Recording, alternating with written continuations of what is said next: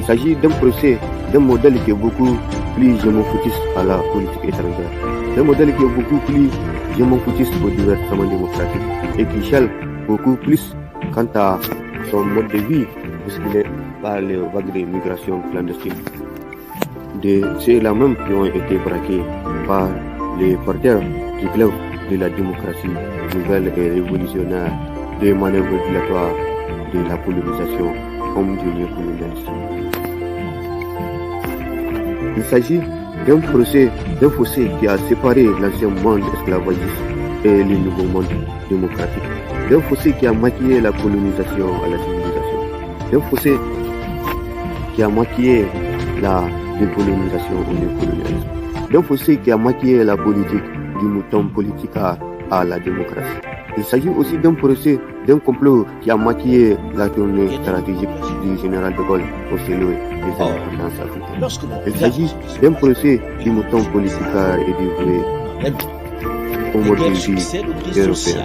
Des moutons merdés et prostitués au néocolonialisme français et européen. Des moutons dévoués et descendants des moutons qui se sont agenouillés face au général de Gaulle au Sahel des indépendances de l'Afrique occidentale française.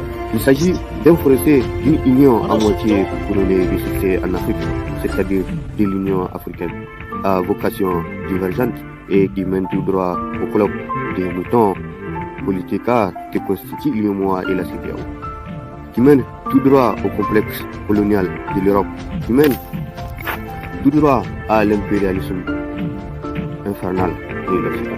Il s'agit du procès d'un monde qui déplore l'impuissance de l'ONU face au veto, d'un monde qui déplore la ruse de l'Occident face à l'Afrique, d'un monde qui déplore la condescendance d'un pays dit de la liberté.